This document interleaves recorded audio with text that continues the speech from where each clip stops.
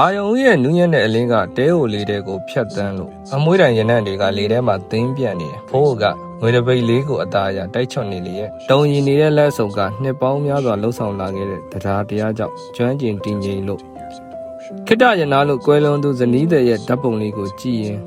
အဖိုးရဲ့အကြည့်တွေနူးညံ့သွားခဲ့တယ်နှခမ်းထက်ကနှွေးထွေးတဲ့အပြုံးကချစ်ရတူနဲ့တိတ်တဆိတ်စကားပြောနေတယ်အောင်စူတောင်းတန်လေးတွေနဲ့အတူညံဝန်းထဲမှာတသက်တာလုံးကချစ်ချင်းနဲ့တရားတရားတွေရောင်ပြန်ဟပ်နေတယ်။ယူနှင်းတွေဝေစားနေတဲ့လမ်းမထက်မှာ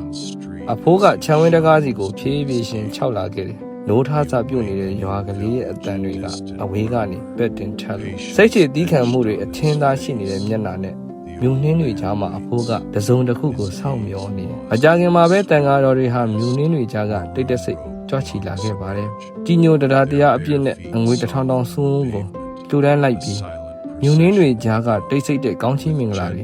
အပြန်အလှန်လဲလှယ်လိုက်ကြတယ်။တန်ဃာတော်တွေမြူထဲမှာပြန်လဲကွယ်ပြောက်သွားတဲ့အခါအဖိုးတယောက်တည်းကြံနေခဲ့ပါတယ်။ဒါပေမဲ့မိန်ပြပြအလင်းရောက်အောင်မှာတော့အဖိုးရဲ့မျက်နှာဟာငြင်းချမ်းတဲ့ပီတိတွေဝင်းပနေတယ်။တန်ဃာတော်တွေမြူထဲမှာပြန်လဲကွယ်ပြောက်သွားတဲ့အခါအဖိုးတယောက်တည်းကြံခဲ့ပေမဲ့မိန်ပြပြအလင်းအောက်မှာတော့အဖိုးရဲ့မျက်နှာဟာငြင်းချမ်းတဲ့ပီတိတွေဝင်းပနေတယ်။ရွှေရောင်လင်းသန်းတွေကတိတ်ဆိတ်နေတဲ့လမ်းမထက်ကိုဖြတ်တန်းလာချိန်မှာတော့